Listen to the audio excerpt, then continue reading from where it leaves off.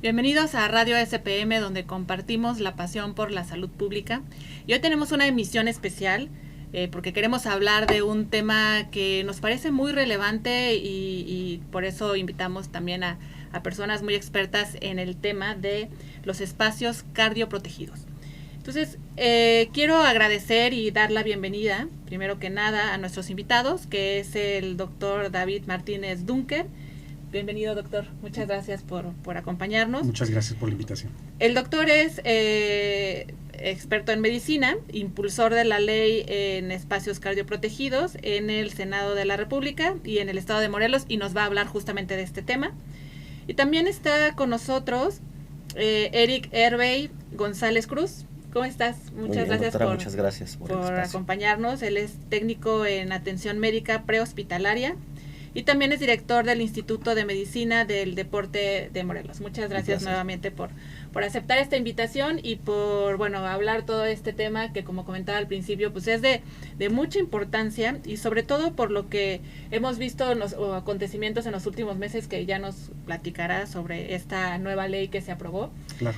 Y quiero empezar nada más muy brevemente comentando que en julio de este año, en Cuernavaca, se convirtió en el primer municipio de Morelos en un espacio cardioprotegido, y de eso quiero hablar, porque comentaba al principio, a lo mejor muchos no sabemos exactamente qué es un espacio cardioprotegido, y nos gustaría que nos aclarara este tema. ¿Qué es un espacio cardioprotegido y cuál es la importancia de su implementación en México y ahora en Morelos? Muchas gracias por la invitación nuevamente, doctora. Sí, un espacio cardioprotegido es un lugar público o privado de alta afluencia de personas, ya sea dinámica o estática, que cuenta con un equipo que se llama desfibrilador externo automático y personal capacitado para la atención de un evento y prevención de un evento de muerte súbita. Este equipo lo que hace es detectar el ritmo del corazón y automáticamente saber si genera una descarga o no. Dentro del aspecto de la reanimación cardiopulmonar, que Eric también es experto en esto, las personas que tienen que estar capacitadas son las que frecuentan, las que pasan o que viven en estos lugares cardioprotegidos y que saben reconocer un evento de muerte súbita cuando una persona, por eso el nombre del evento, cuando la persona se cae muerta en la calle, en el hogar, en el espacio de trabajo, es iniciar las maniobras de reanimación cardiopulmonar, activar lo que ya está bien establecido a nivel internacional, que son las maniobras de resucitación, de reanimación, la cadena de la supervivencia, que son eslabones. Son 6 eslabones bien tipificados, los que nos interesan para los primeros respondientes, que así se llama la persona que es la primera que ve, que puede salvar una vida.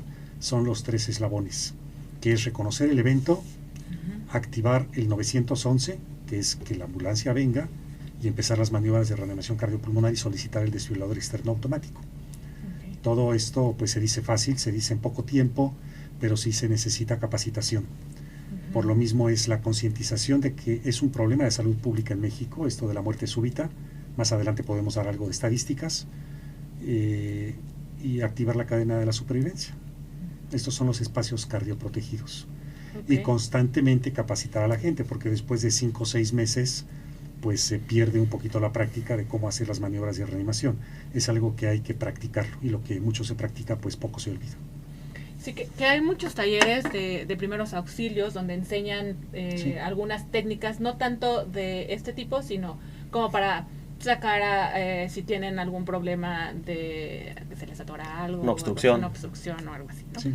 Pero exactamente en cómo hacer esta resucitación no lo hay.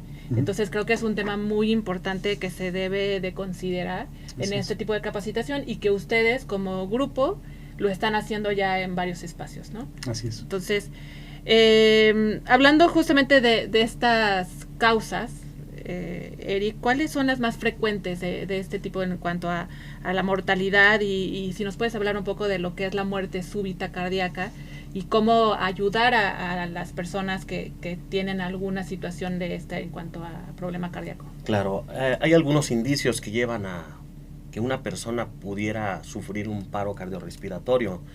Algunos de ellos que son comunes: algún atragantamiento por obstrucción de vías respiratorias, personas que han sufrido ahogamientos, problemas cardíacos incluso, Y esto conlleva a que las personas sufran, en este caso, un paro cardiorrespiratorio, y es ahí donde, en este caso, entramos nosotros con el propósito de concientizar, informar, capacitar a la población en general para que aprendan cuáles son los procedimientos de primer contacto como primer respondiente para llevar a cabo la RCP, que consiste en comprimir a nivel de tórax, evidentemente con fases previas como el reconocimiento del paro, evaluación del estado de conciencia, verificación de sus signos vitales, pulso y respiración, activación del sistema médico de emergencia, solicitando una ambulancia, que es muy importante saber pedir una ambulancia, saber a qué número llamar, es importante mencionar el nombre del solicitante, las referencias del lugar a donde necesitamos que llegue la ambulancia y a su vez iniciar las maniobras de reanimación cardiopulmonar para efecto de que cuando llegue el desfibrilador, una vez se haya solicitado, pues se inicie ese ciclo de RCP que consiste en desfibrilación y reanimación cardiopulmonar. Que se escucha fácil, ¿no? O sea, así como lo comentas, dices, pues no está tan complicado, pero tiene su grado de complejidad. Y el saber usar este tipo de aparatos, pues también hay mucha relevancia, pero también debe de haber facilidad de uso, ¿no? Porque si lo están haciendo como para toda la población, para que una gran parte de la población que trabaja en espacios como esta institución con un buen número de personas, pues yo creo que debe ser no tan complicado, ¿no? Con entrenamiento, capacitación, información, es justamente el propósito de esto, ¿no? Que las personas tengan ese conocimiento y el acceso a un desfibrilador en instituciones públicas o privadas, que pierdan el miedo, y eso lo vamos a lograr con la seguridad que obtengan las personas gracias a la capacitación. Sí, que comentábamos al principio justamente sobre este tema de los extintores, que sí, es ley, ¿no? Que toda institución, de acuerdo al número de participantes o quienes trabajan ahí, pues debe haber un extintor, ¿no? Y también es obligatorio que una buena parte de la población lo sepa usar. Debe de ser lo mismo para esto, entiendo, y por eso ya existe una ley. En esta ley habla sobre esta circunstancia de tener también un desfibrilador para tal número de participantes. ¿Cómo se debe de hacer esta capacitación? Platíquenos un poco más de esto. Sí, esta ley se aprobó en el Senado de la República en septiembre del 2021. Actualmente está en revisión en la Cámara de Diputados a nivel federal. En el estado de Morelos ya es ley, se aprobó en junio de este año. La Secretaría de Salud tiene que generar un ordenamiento para formar una comisión de prevención de eventos de muerte súbita cardíaca. Está integrada por la Secretaría de Salud, Protección Civil y Seguridad Ciudadana, y un comité de expertos, precisamente para asesorar qué es lo que se tiene que hacer. Y efectivamente, así como existen extintores en donde es ley para prevenir un fuego o apagar un incendio, los desfibriladores no es tanto por el número de personas, sino por la distancia que tardamos en traer el desfibrilador al lugar más lejano de ese edificio, por ejemplo. Idealmente no debemos tardar más de 2 minutos y medio desde que identificamos que alguien se cayó muerto a que ya tenga el desfibrilador puesto. Y obviamente son equipos fáciles de operar, por eso son automáticos, y son externos y no pesan tanto como para poder ir por él y traerlo corriendo. Entonces su uso sí es fácil. Hay que perder el miedo, son equipos que no van a generar ninguna descarga si no se requiere, son equipos certificados por todos los organismos internacionales, y precisamente es la capacitación de lo que estábamos hablando. Cualquier persona puede ser un primer respondiente. Claro que hay que tener la voluntad de hacerlo, no vas a obligar a alguien porque pues cuando se enfrente al problema no lo va a hacer. Y hablamos, por ejemplo, en los países en donde existen estas leyes desde hace 30 años, hay farmacias cardioprotegidas, hay taxis cardioprotegidos, hay farmacias cardioprotegidas, hay domicilios cardioprotegidos, hay colonias cardioprotegidas, en donde se van rotando el desfibrilador varias casas, y en determinada semana pues saben que tal casa va a tener el desfibrilador, ¿no? Es como rotarse una responsabilidad. Y esto, bueno, estamos empezando en México, todavía no es ley en todo México, Morelos es el 6º estado, y se quiere empezar con la concientización, que es el primer paso. Estar consciente de que se requiere, capacitarse y aplicarlo en un momento dado cuando se requiera. Claro. Y sí, los desfibriladores deben estar en un lugar visible, bien señalizados, hay una señalética internacional para reconocerlo. Cuando vamos a algún país extranjero, pues vemos, incluso en México, ¿no? Llegamos a ver algunos lugares, particularmente de empresas extranjeras, y lo que siempre hemos comentado y han cuestionado, bueno, es que ¿por qué debe ser ley para tener uno? No debe ser ley, debemos tener responsabilidad civil para tener un equipo de estos, ¿no? Y son muy distintos estos equipos a los que están en los hospitales. Los que están en los hospitales ya son de grado médico, claro, en donde solamente se utilizan por médicos, enfermeras, técnicos en atención médica prehospitalaria, los que traen las ambulancias, en donde uno gradúa la intensidad, uno sabe qué hacer. Estos son automáticos, el aparato solito va a decir necesito o no necesito generar una descarga. Claro, y ahí ustedes como expertos también pueden determinar o ayudar a determinar en dónde es lo ideal que se ponga, ¿no? Claro. Como ya decían, o sea, debe de ser en un punto central donde no pase determinado tiempo para llegar al en un lugar. punto central y de fácil acceso a las 24 horas del día, que no esté bajo llave, ¿no? Sí, porque si está en una oficina, pues ya se fue la persona y Sí, ahora lo encuentra las que llaves. sucede, vamos, en muchos países están en la calle, ¿no? Y ahí están y son de acceso público. Aquí en México va a estar un poco complicado. Por eso son desfibriladores externos automáticos de acceso público. Ajá. Cualquier persona puede llegar y tomarlo cuando se necesite. Sí, que yo les preguntaba también al principio que en dónde es el lugar más recurrente que pasan estos problemas cardíacos, ¿no? Entonces ya me decían, bueno, dinos, ¿de dónde es el lugar y cuáles son las recomendaciones para tener este tipo en estos espacios más frecuentes donde pasa un paro cardíaco respiratorio? En cualquier lugar, Okay. desgraciadamente. Tenemos la fortuna de informarnos y capacitarnos previamente, pero sí es importante sensibilizar a todas las instituciones que lleven a cabo sus programas de prevención para eventos cardiovasculares. En este caso, para el diseño de la implementación de un espacio cardioprotegido en alguna institución, pues hay que hacer diferentes estudios, ¿no? En cuestión de la población, en cuestión de la dimensión, en metros cuadrados, en cuestión de del tipo de trabajo o desarrollo que hace cada institución. También dentro del mismo diseño se tienen que desarrollar simulacros para el desarrollo de una pronta respuesta para atención de un paro cardiorrespiratorio. A su vez también capacitar a una cantidad importante de toda la población de un inmueble a una institución, ¿no? Que sería recomendablemente el 30%, para que con eso pues se baje la tasa, la incidencia de un riesgo cardiovascular dentro de una instancia, ¿no? Así que hay varias propuestas, varias normativas, varias directrices que se sugieren para que se pueda garantizar y fortalecer más un lugar, así como catalogar como espacio cardioprotegido. Sí, y que comentábamos también que de acuerdo a las estadísticas, la mayoría de las personas quienes sufren un paro cardíaco lo tienen en casa, ¿no? Que es el 70%, comentaban más o menos. Entonces, como población y en esta responsabilidad también civil, si uno tiene familiares dentro del hogar que tienen algún problema cardiovascular, pues es importante que nos capacitemos, ¿no? Para evitar algún desenlace pues difícil, fatal. Entonces sí, también el ver si es recomendable, que ya lo comentaba, que si en algunos países se están rotando estos desfibriladores, pues sí es recomendable tener uno en casa, que no son muy baratos, pero bueno, son recomendables, ¿no? Bueno, ¿o sí comparado con salvar una vida, pues es barato un desfibrilador. ¿Cuánto cuesta un desfibrilador? Unos $1,500 en promedio. Okay. Sí, bueno, pues sí es barato. Y la capacitación es más divertida, más bonita y dinámica, además ese ejercicio, ¿no? El dar compresiones torácicas, aplicar la RCP, es un ejercicio dinámico, interesante, bonito, práctico y además pues que me da también cierto estatus, ¿no? El saber estar entrenado en maniobras para salvar una vida, la verdad me destaca, ¿no?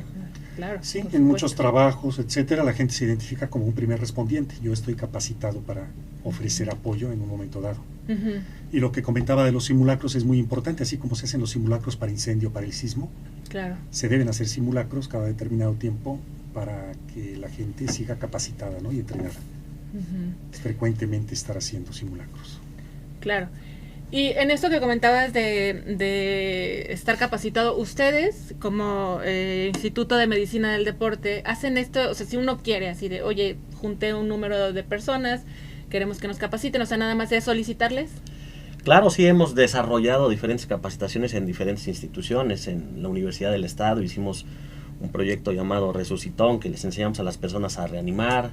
Hicimos eventos en el Congreso del Estado, en el Ayuntamiento de Cuernavaca, en la Casa del Adulto Mayor, en el DIF municipal, en diferentes instituciones en donde les enseñamos las fases preventivas de información y de actuación en caso de un paro cardiorrespiratorio, y a su vez el uso y manejo de un desfibrilador automático externo. Tenemos prospectado continuar difundiendo este tipo de materia para que la población tenga fácil acceso al conocimiento y ayude a bajar esa tasa de mortalidad. No, pues súper importante. Y en Morelos comentábamos que ya hay varias instituciones, ¿no? Varias organizaciones o lugares donde son cardioprotegidos. ¿Nos puede hablar de estos lugares y cuáles son? Bueno, de los que tenemos conocimiento y en los que hemos participado particularmente en la asesoría y en la capacitación es el Ayuntamiento de Cuernavaca, Okay. la Tesorería, el DIF municipal, la Casa Hogar Tlaltenango, al Congreso del Estado, Okay. que es en donde surge la ley. Justamente. Entonces ahí particularmente sí fueron muy enfáticos que fuera un espacio cardioprotegido y se capacitó a bastante personal. La diputada Andy Gordillo, que es la presidenta de la Comisión de Salud, quien impulsó esta ley desde el principio, pues capacitó, ella misma se capacitó a todo su personal, y pues es un lugar de muy alta afluencia de personas. Claro. Entonces la idea es que más lugares, hay algunos gimnasios, desconozco realmente cuáles específicamente, que lo han hecho aunque no sea ley, porque ya es algo que se conoce que pueden suceder eventos. Y es más barato salvar una vida, ¿verdad?, que pues llevarse el cuerpo. Cuando se habla de salud pública, pues hay que hablar de costos también, porque es un costo a la economía del país o del Estado, ¿no? Entonces definitivamente salvar una vida sale más barato. Sí, sin Y duda. hablando un poquito del porqué de las estadísticas, por qué la prevención de eventos de muerte súbita cardíaca, en el mes de julio el INEGI sacó sus estadísticas. Sabemos que por la cuestión de la pandemia, el COVID pues superó a los problemas de cardiopatía isquémica, de enfermedades del corazón y de mortalidad. Los problemas del corazón nuevamente vuelven a ser la primera causa de mortalidad en México. 1 de cada 5 personas en México y en general en el mundo fallecen por un problema cardíaco. 1 de cada 5. De las que fallecen de un problema cardíaco, el 80% lo hacen por un infarto agudo al miocardio. O sea, el 80% de las que se mueren del corazón son por un infarto. De las que fallecen por un infarto agudo al miocardio, el 50% lo hacen de forma súbita. Y de los que se murieron de forma súbita, aproximadamente la mitad de ellos desconocían tener un problema cardíaco. Si le sumamos a lo que dice el INEGI de la cantidad de gente que se murió en el año pasado, etcétera, se aproxima que fallecen en México por muerte súbita entre 50 y 60 mil personas al año. Había una estadística previa, poco medible, de 30 a 33 mil personas, pero se estima que son cerca de 60 mil. No hay estadísticas formales en México de muerte súbita porque no se contemplan los certificados de defunción. Entonces, cuando se habla del por qué debemos tener espacios cardioprotegidos, no es algo que esté definido y tengamos una estadística. ¿Cómo sabemos cuántos niños nacen, cuántas personas se mueren, de qué se mueren, cuántos diabéticos, cuántos pacientes con insuficiencia renal hay, cuántos hipertensos hay? La muerte súbita se debe contemplar en los espacios, en los certificados de defunción. Y de ahí también propusimos que se forme un registro nacional de paros cardíacos extrahospitalarios. No es fácil, pero es algo que tenemos que empezar a hacer. Esto es tener un censo de cuántas personas fallecen en el domicilio sin diagnóstico, fallecen en la calle, cuando llega la ambulancia ya está muerta esta persona. Entonces empezar a hacer una dinámica, porque la muerte súbita está muy bien definida, que es la muerte súbita como tal. Cuando se encuentran a alguien muerto dicen se murió de un infarto, pero si esta persona estaba sana, obviamente si estaba viva, esta persona estaba asintomática 24 horas previas a habérsela encontrado muerta, por definición es muerte súbita. Idealmente, pero no se registra, ¿sí? No se registra, se registra como infarto. Entonces por eso hay muchos infartos. Y hay, en 17 años, una publicación de hace 2 o 3 años, en 17 años se han registrado 1.500 muertes súbitas en México. Súper poquitos. Entonces cuando se dice hay que trabajar sobre la muerte súbita, pero no sucede en México. Claro, que justamente lo que están proponiendo con este registro es que se visibilice el problema y se pueda impulsar esta ley a nivel nacional. Definitivamente. No nada más en Morelos. El problema de esto es que muchas veces el diagnóstico se hace por autopsia. Y pocas autopsias se hacen en México. Sí, y más cuando la muerte fue por un paro cardíaco, ¿no? Si está diagnosticado, si está registrado, ya el médico dijo es un paro cardíaco, pues uno como familiar considero que va a ser difícil, no, pues háganle una autopsia. Así es. O sea, ya cuando está registrado, está evidenciado, pues ya. Sí, es la cuestión de empezar a definir qué es la muerte súbita, que los médicos, los legistas, los ministerios públicos sepan, oye, esto no fue un infarto, por definición es la muerte súbita, ¿no? De origen cardíaco, obviamente. Claro, y en cuanto al tema de la población que puede tener este tipo de situaciones médicas y que puede tener un paro cardíaco, y con la experiencia que tú tienes, ha habido mucha población joven, ¿no? Que se ha evidenciado pues últimamente con paros cardíacos y problemas cardiovasculares. ¿Esta tendencia hay alguna razón en específico que han identificado? ¿Cómo se puede prevenir? ¿Cómo la gente joven podemos ayudarnos o ayudar a otra población para que minimicen este tipo de situaciones, de problemáticas? Evidentemente los cuidados alimenticios, el ejercicio es primordial. Pero también ha habido muchos deportistas que... Claro, que también pensando en eso, ha habido situaciones. Sustancias incluso hasta prohibidas, o hoy en día algunos jóvenes que consumen drogas, abuso de drogas, ¿no? Que tienen abuso de drogas, también es una cuestión que en un momento dado conlleva a sufrirlo. Algunos otros antecedentes, pues problemas cardíacos no identificados en la etapa de crecimiento de un niño a un adolescente, han llevado a eso, a que muchas veces no lo identifican y los sorprende con un paro cardíaco, ¿no? Hablábamos también de los deportistas, ¿no? También, pues ya no es común, pero sí hemos visto recientemente algunos antecedentes en relación a que hay personas que son competidores de alto rendimiento y han sufrido una parada cardíaca. No obstante, la semana pasada en el maratón de Valencia hubo 2 personas que sufrieron de paro cardiorrespiratorio, los salvaron a las 2 con reanimación y desfibrilación. Uno de ellos fue un corredor y otro una persona del público que estaba presenciando el evento. Así como ese antecedente ha habido varios, y es justamente lo que se pretende, ¿no?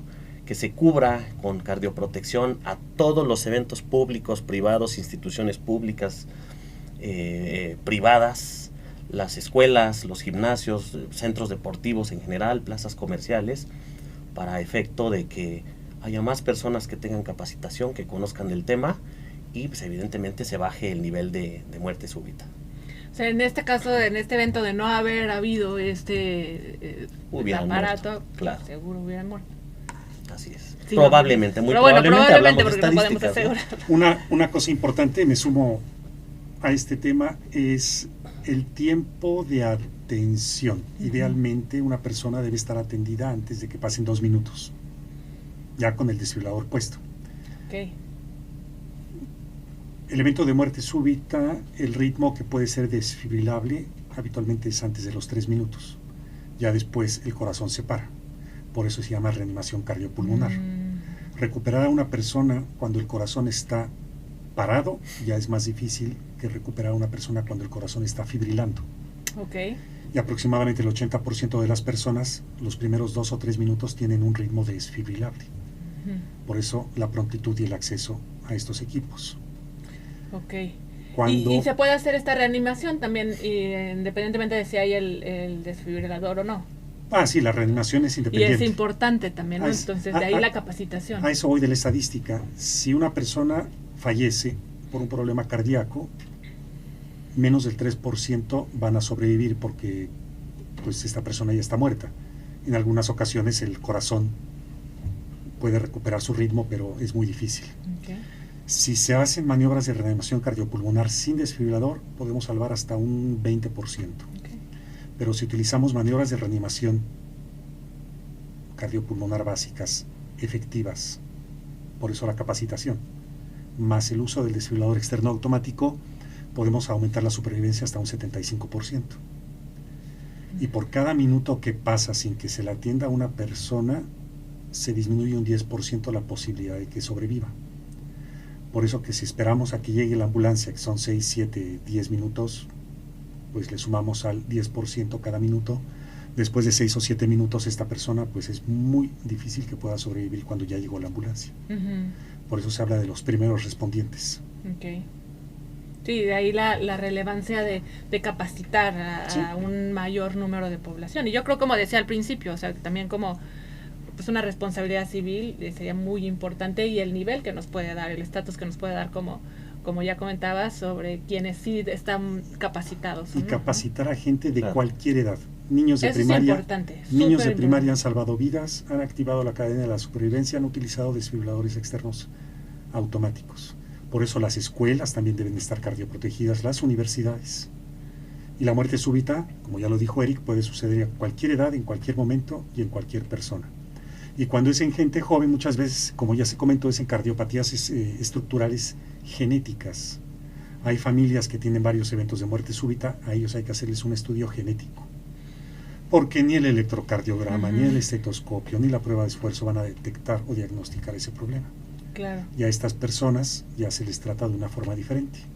A muchos de ellos se les puede poner un desfibrilador automático implantable, una especie de marcapasos, en donde si sucede un evento, pues este desfibrilador que está puesto en el paciente le puede salvar una vida. Claro. O personas que se salvaron de un evento de muerte súbita, se les puede poner también un desfibrilador automático implantable. Ha avanzado mucho la ciencia, sí.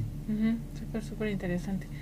¿Y a partir de qué edad se pueden dar estas capacitaciones? O sea, la población... En general, niños a partir de que tengan un sentido de responsabilidad. Cabe mencionar también que escolares, tiene sus características, ¿no? La reanimación cardiopulmonar. ¿Cuáles son este tipo de características? Bueno, pues importante la localización del sitio de compresión, que es en el esternón. Deben de cumplir con una fracción de compresión que respecta o habla de la velocidad de compresión con la que se tienen que llevar a cabo las compresiones. Se debe de cumplir con una fuerza de compresión. Hablando de adultos, es 5 centímetros máximo 6 o 2 pulgadas de compresión. Hablando en niños igual, y en lactantes son 4 centímetros o pulgada y media la fuerza de compresión. Deben de tener la compresión y permitir la expansión torácica entre una vez que se comprima y otra, esto con el propósito de generar el bombeo y que haya circulación sanguínea. El paciente debe de estar a nivel de piso, en superficie rígida. La persona que reanima debe de colocar las palmas de la mano dominante, la que tenga mayor fuerza, en el centro del tórax, la otra por encima, entrelazada, brazos completamente estirados, y realizar en forma vertical a nivel torácico las compresiones. Entonces, tiene cierto grado de dificultad para un niño que no haya recibido cierta capacitación. Sin embargo, si hacemos concientización, si hacemos campañas de promoción, los emocionamos, les incentivamos que aprendan esta materia como lo hacen en Europa, yo creo que daríamos grandes pasos aquí en el estado y a nivel México. Sí, pues los vamos a invitar a nuestros talleres que tenemos aquí en la Escuela de Salud Pública de México, que se ofrece a niños y adolescentes especialmente, y que pues son de diferentes temas acerca de la salud, pero yo creo que un taller sobre esto les va a encantar. RCP para niños sería excelente. Ya está. Anotado. Anotado para... Y a los adultos también. Sí, no, bueno, claro, eso que ahorita también lo vamos a comentar, eso creo que ya está incluso en agenda en cuanto a desarrollar un seminario, primero que nada aquí Así en el es. Instituto Nacional de Salud Pública, y posteriormente del seminario un taller acerca de esto, ¿no? Un taller de concientización, Uh-huh. de capacitación. Obviamente los talleres demostrativos no es lo que genera la experiencia. Claro, sí, no. Un curso de capacitación puede durar hasta 5 horas. Okay. En donde se explica el por qué hay que entender qué es lo que se está haciendo para poderlo hacer bien. Se utilizan los maniquís y hoy día pues también ya hay un software en donde se puede medir precisamente, ¿no? La calidad de la compresión, la velocidad de compresión, o sea, es algo medible, es algo que nos puede ya ópticamente decir lo estás haciendo bien. Para que con el entrenamiento pues esto se haga de una forma adecuada cuando se tiene que realizar en una persona real. Claro, sí, porque si no va a ser contraproducente después. Sí. Rompemos costillas y eso no queremos hacer, ¿verdad? Exacto, sí. Para hacer la capacitación. Exacto, que comentamos. Ya para ir cerrando el tema, hablábamos de esta ley que está ya en Morelos. Sí. ¿Qué implica esto? ¿Qué implica el tener una ley sobre espacios cardioprotegidos? ¿Qué debemos hacer como institución? ¿Qué se debe hacer como lugares cerrados, etcétera? ¿Y qué ha avanzado? O sea, ¿qué se ha hecho a raíz de esto?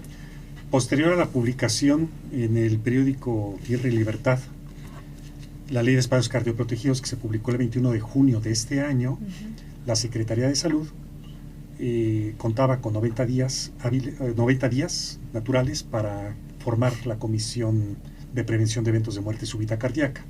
Sabemos que están en ello, nosotros vamos a participar. Okay. Tiene que participar también Protección Civil y Seguridad Ciudadana. Estas tres entidades, porque es la Secretaría de Salud, Protección Civil y Seguridad Ciudadana, las encargadas de formar esta comisión con un grupo de expertos para formar un reglamento, de donde viene la ley, un reglamento para precisamente decir qué espacios públicos o privados, idealmente deben ser 500 personas, idealmente se puede ir cambiando conforme vayan habiendo más recursos para comprar los desfibriladores, para capacitar a la gente. Esta ley dice 1500 personas, de una forma dinámica o estática. Comento, ya hay varias empresas que han dicho, pues a mí me interesa esto, es un tema muy relevante, a mí no me importa que haya ley o no, yo quiero tener un desfibrilador y a mi gente capacitada. Bueno, pues es una responsabilidad social, ¿no? Socialmente claro. Responsable. De hecho, al conocer el porqué de los espacios cardioprotegidos es la conciencia social. Y una vez que ya se esté aplicando la ley, pues todas estas entidades a través de la comisión pues van a ser los responsables de verificar que estos espacios, las plazas comerciales, la excepción son los gimnasios. Ya lo comentó Eric, efectivamente cualquier lugar en donde se practique un evento deportivo, ya sea recreativo o de competición, deben ser espacios cardioprotegidos. Porque es más probable que haciendo ejercicio suceda un problema cardíaco.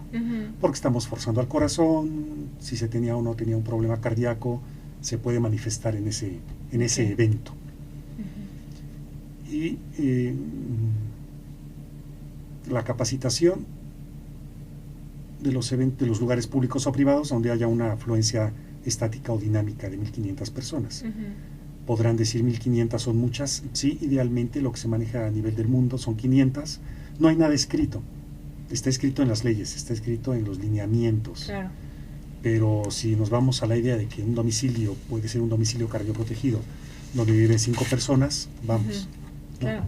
Porque hay una persona que está enferma del corazón, exacto, una colonia, entonces no hay un número definido, es responsabilidad. Y es como, y también en los cursos de capacitación no solamente se aprende a dar reanimación cardiopulmonar. Por ejemplo, en donde hay piscinas, creo que Cuernavaca es una de las ciudades donde más albercas hay a nivel mundial, entonces grados de ahogamiento puede haber. Sí. No es lo mismo reanimar a una persona que está ahogada a otra que no está ahogada. Entonces eso también se aprende. La reanimación en niños, en bebés, en lactantes, para una cuestión de asfixia por un bolo alimenticio, este tipo de cosas, ¿no? Se aprenden muchas cosas que sirven para la vida cotidiana. Ok. Estas técnicas que comentabas, Eric, de maniobras de reanimación pulmonar. ¿Nos puedes abarcar un poco más de cómo la población podemos tener acceso ahorita de manera muy breve? De manera teórica. De manera teórica, y ya después te invitamos al taller. Claro, pero un placer. ¿qué nos hablarías de esto?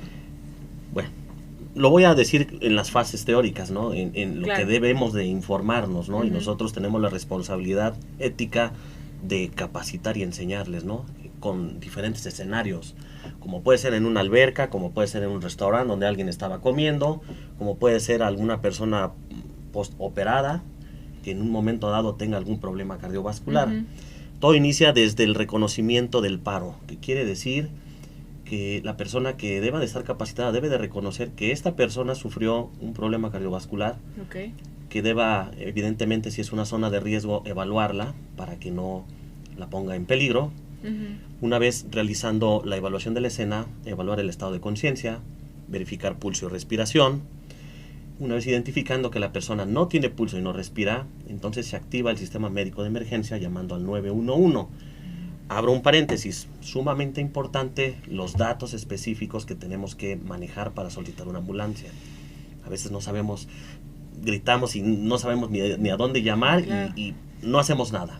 Uh-huh. Es importante saber activar la ambulancia. Una vez que se activa la ambulancia, si es un lugar en donde tengamos el acceso a un desfibrilador, solicitarlo.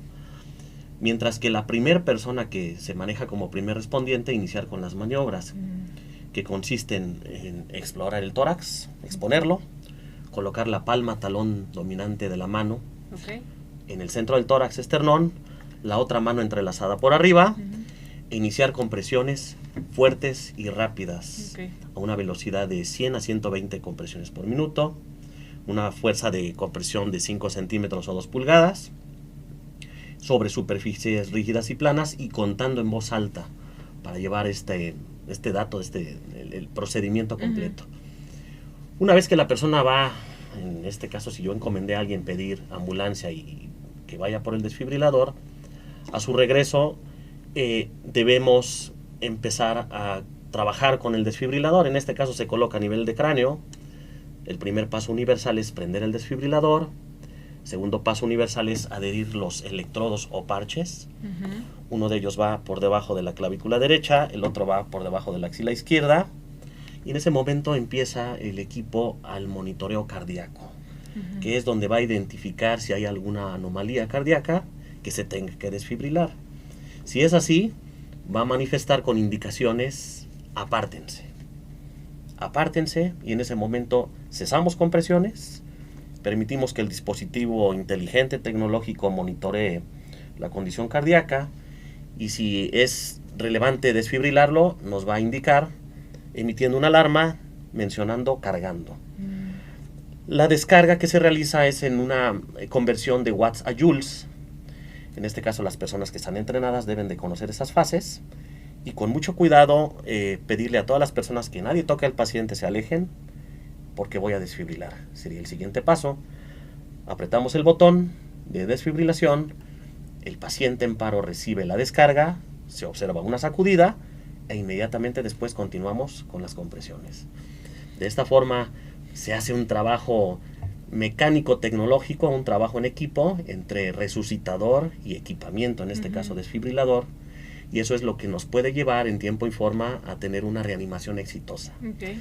Pero pues claro, ¿no? Como todo va en función también del tiempo de respuesta, del entrenamiento y del tipo de equipamiento con el que contamos. Uh-huh. Esa sería básicamente, a grandes rasgos, de manera teórica, la explicación de qué tendrían que hacer.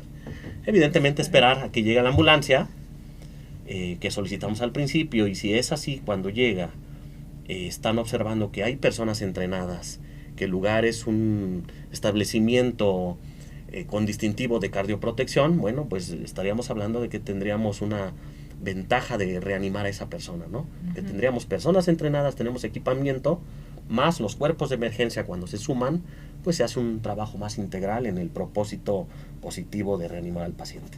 No, pues muy buena explicación, sí la entendí, entonces creo que va a ser fácil, bueno, el taller y ya a la hora de la práctica, pues creo claro.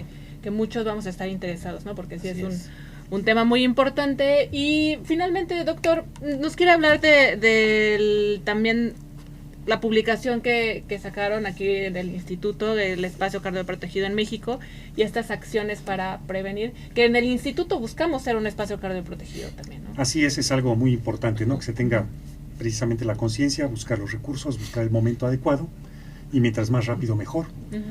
Preguntan, bueno, lo que pasa es que las estadísticas dicen que es el tiempo, ¿verdad? Lo que dirá en qué lugar, en qué espacio puede suceder un evento de muerte súbita. Sí. Que esperemos que nunca pase.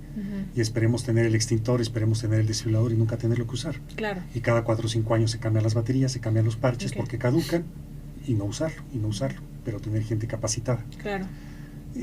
Sumando un poquito a esto, sabemos, ya han escuchado del código infarto, que es cuando el paciente llega vivo al hospital. Este paciente se le realizan varias maniobras, que es la atención obviamente de urgencias, el cateterismo cardíaco, la implantación de un stent, es salvarle la vida a este paciente. Lo que necesitamos es que las personas lleguen vivas al hospital. Entonces hay que sumar este aspecto de la atención médica prehospitalaria a la atención hospitalaria. Son varias fases que hay que integrar. Entonces no es solamente dar atención prehospitalaria, qué es lo que sucede después, cómo se traslada este paciente, cómo llega, dónde llega, cómo se anuncia, cómo va a llegar, y de ahí las estadísticas. Si tenemos experiencia y si tenemos los números reales, pues se pueden ir sumando o se puede potenciar la posibilidad de que una persona que sufre un evento afuera del hospital llegue viva al hospital y que continúe con vida y con buena calidad de vida, que son los últimos 3 eslabones de la cadena de la supervivencia. De alguna forma hay que ligarlos, no solamente dar la atención en la calle y nos vamos, ¿no? Porque esta persona tiene un problema serio. Sí, y entonces, es hablar de la calidad de vida. Entonces el contexto de la atención prehospitalaria, los primeros respondientes, que llegue el servicio de urgencias y traslado al hospital. Y los del hospital es tráemelo vivo, ¿verdad? Con buena calidad de vida. ¿Cuántas veces no hemos escuchado, llegó muerto al hospital, ¿no? Fue trasladado minutos después, horas después, caray. Entonces hay que ligar muchas cosas y para eso se necesita capacitación y coordinación entre varios elementos. Por eso debe ser algo multidisciplinario. A la pregunta, sí, se publicó en la revista de Salud Pública una postura de profesionales de la salud que se llama Espacios Cardioprotegidos en México, acciones para prevenir la muerte súbita cardíaca, en donde se sumaron varios investigadores, particularmente del Instituto Nacional de Salud Pública, presidentes de asociaciones, sociedades nacionales de cardiología, de medicina de emergencias, en donde el contexto se ha manejado en muchos lugares, pero de formas muy aisladas. Lo que procuramos con este documento, que los invito a consultarlo, es una publicación que está disponible, en donde surgen 7 aspectos importantes, que es lo que se necesita para que México sea un país cardioprotegido. Esto también se suman varios cardiólogos de diferentes entidades, por ejemplo, Jalisco, Yucatán, Morelos, Sinaloa, Sonora, Coahuila, son estados cardioprotegidos. Y son 7 aspectos rápidamente, en donde se dice que el paro cardíaco extrahospitalario, que si no se atiende lleva a un evento de muerte súbita cardíaca, es un problema de salud pública. Ya lo dijimos, entonces hay que atenderlo. Es de lo que más se muere la gente hoy día en México. La muerte súbita cardíaca requiere un enfoque multidisciplinario. Hay que atender a la gente, hay que trasladarlo, hay que darle esta atención. Este síndrome requiere desarrollar un enfoque individualizado a la hora de evaluar su riesgo. Si es una persona que va a hacer mucho ejercicio, es una persona hipertensa, diabética. Después del COVID sabemos que se dejó de atender a mucha gente con enfermedades crónico-degenerativas, hipertensos, diabéticos, pacientes con enfermedades renales. Entonces estas enfermedades tarde o temprano van a traer un problema cardiovascular. Entonces enfocarnos en que estas personas estén bien atendidas para prevenir eventos, ¿no? La certificación de espacios cardioprotegidos y la capacitación al personal que ahí trabaja, labora, frecuenta o vive, el desarrollo del Registro Nacional de Paros Cardíacos Extrahospitalarios, que le hemos llamado RENAPACE, para tener una estadística real y una cuantificación de los números de eventos, la implementación de una legislación federal de espacios cardioprotegidos, que esté en todo México, no solamente de forma aislada. Morelos es el 6º estado. Qué bueno que hay estados cardioprotegidos, pero necesitamos que todo México lo sea. Y las políticas públicas sostenibles, ¿no?, para la capacitación y certificación de espacios cardioprotegidos, públicos y privados. E insistimos mucho que en México requerimos políticas públicas en salud efectivas, autosustentables y equitativas. Hay que invertir en la medicina preventiva y no solamente esperar a que sucedan las enfermedades y tratar sus complicaciones porque sale mucho más caro. Sí, efectivamente, y ya lo comentamos, ¿no? Que al final el aparato desfibrilador no es tan caro como una vida, ¿no? Así es. Pues muchísimas gracias a los dos. Eric, Hervey, ¿algún comentario final para despedirnos? Que la próxima capacitación le toca al Instituto Nacional de Salud Pública, es con todo el gusto del mundo, el equipo, desfibriladores, maniquís, personal interesado, y también vamos programando la de los niños para empezar desde pequeños con ellos y que en el futuro ellos lo vean normal como en cualquier país, ¿no? Entonces tenemos que fomentarlo con los pequeños. Muy bien. Me sumo a esto de que dijo niños, capacitarlos y que sea algo normal. Esperemos, y hemos hecho alguna propuesta para que en el programa educativo de México, desde las primarias, nos dediquemos un tiempo para dar primeros auxilios, así como educación física, propuesta. Primeros auxilios. O sea, sería fabuloso así que desde edades escolares. Muy bien, doctor David Martínez Dunker, ¿algún comentario final? Pues eso, que estamos nosotros poniendo nuestro granito de arena, realmente es algo que hacemos por gusto. Nos da gusto saber que hay gente que se suma a este proyecto. Es cosa de sumar siempre. Sí. Decimos suma, genera conciencia, capacítate y saber que tú puedes ser una persona que puede salvar una vida, que esperemos que no suceda, y también pensar que hay gente alrededor que puede salvar tu propia vida. Exacto, eso también. Muchas gracias por la invitación, por generar esta conciencia social a todos los que organizan este gran programa de radio. Muchas gracias, doctora. Pues con mucho gusto, gracias por aceptar la invitación. Esperemos que ya pronto tengamos este seminario y estos talleres, y les estaremos informando para que pues toda nuestra comunidad participe y pues seamos este primer respondiente. Va a ser muy importante, ¿no? Que podamos ser. Muchísimas gracias a todos por acompañarnos hasta este momento y nos vemos pronto en diferentes temas y invitados que vamos a tener. Muchas gracias, hasta luego.